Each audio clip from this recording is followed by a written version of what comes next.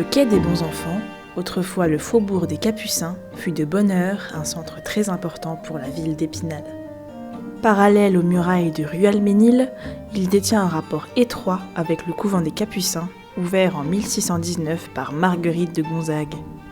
Ces religieux encapuchonnés, d'où leur nom, furent très populaires à l'époque puisqu'ils prouvèrent leur générosité durant la terrible épidémie de peste en 1636.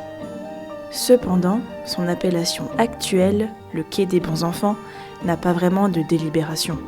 En juillet 1792, devant l'attaque imminente de l'Autriche et de la Prusse contre la France révolutionnaire, on proclame la patrie en danger.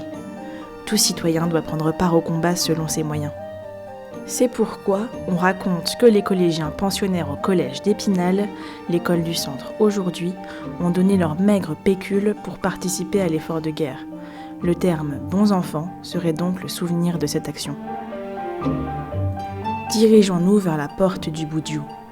La porte dite du Menteur, haute tour couverte de tuiles, permettait de relier l'ancienne ville entourée de murailles à l'actuel quai des Bons Enfants grâce à son pont-levis. En 1840, la tour, menaçant de s'effondrer, est démolie. Son horloge demeure au musée d'art ancien et contemporain d'Épinal. Par ailleurs, l'emplacement de cette célèbre porte est aujourd'hui marqué par 4 cubes en pierre.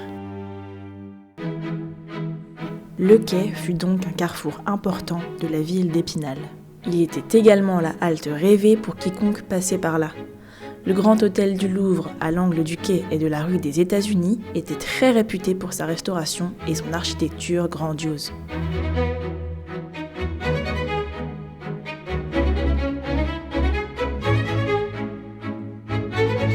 On est toujours bien ravitaillé au quai des Bons Enfants.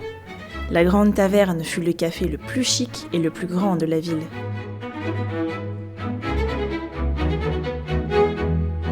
Cette enseigne fut remplacée par le cinéma Vox, créé en 1939. Cependant, il fermera ses portes une quarantaine d'années plus tard, en 1984.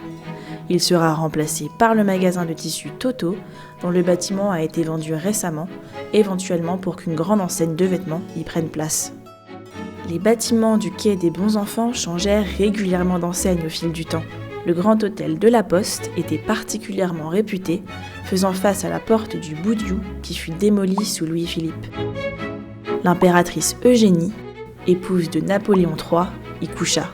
L'hôtel fut acheté par la suite pour y installer les bureaux et machines de l'Express de l'Est, ancêtre de la Liberté de l'Est, dont le premier numéro sortit le 12 mars 1945. À compter du 2 janvier 2009, à son tour, il disparaît au bénéfice du nouveau quotidien départemental, Vosges Matin. En 1947, le quai voit la crue la plus forte que la Cité des Images ait jamais connue. La Moselle atteint 3,15 m.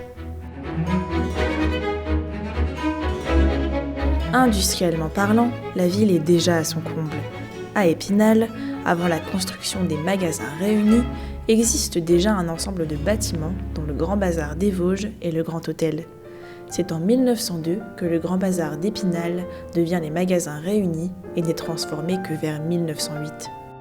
En 1944, des bombardements aériens endommagèrent le quartier du quai et incendièrent divers édifices publics, dont le Grand Hôtel et les magasins réunis.